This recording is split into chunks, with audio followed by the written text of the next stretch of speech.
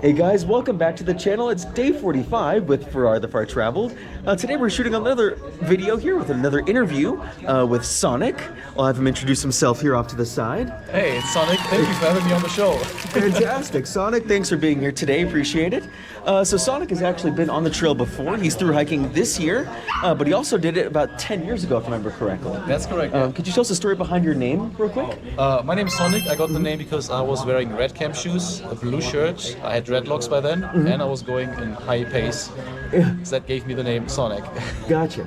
Perfect. That's awesome. Yeah. And then, as we were speaking about earlier, what do you think is something that you believe has sort of changed about your experience, or something that you're looking forward to on your second through hike? I realized that prices went up, like a lot. Hiking day tea is not as cheap as it was before. More people on the trail means like there's more trash on the road. The Right. shelters are more packed, more campsites have been created. Right. So you see the impact of more people hiking the same small path in the forest. But so far, I like it, yes. I see. That's awesome. And is there something, I know that you said before that you used to be a train engineer in Germany. Yes, correct. Before you came out here. Was there anything about the sort of the cultural differences between the US and Germany that you realized during your I experience? do miss the metric system. Really. And I don't get around with Fahrenheit. You tell me, yeah, next day will be like 60 and that's okay. So it doesn't mean anything to me. Is 35 cold or not? I don't know. So please change to Celsius, metric system. There you go. I go along now with miles per hour. Even the exchange rate, dollar, euro is fine. But having many other systems to work around is, it doesn't work. Yeah. And those power plugs over here, oh my gosh.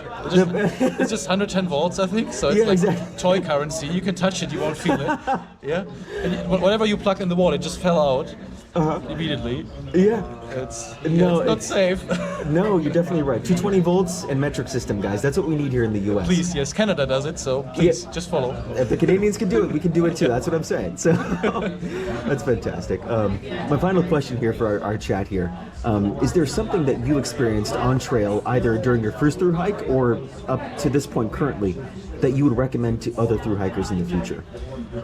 I would say that I would suggest that every person who is in charge of running a country, operating a business, being the CEO or being in a responsible position, should be given the time or the money to hike the Appalachian Trail. Because I think if you're in an important position, you should have had the experience of sleeping on the ground, feeling miserable, being in the forest for a long time, and appreciating the acts of kindness by other people. I think this is like something that brings you down to the basics, especially if you're like in a higher position later on. You should have this experience.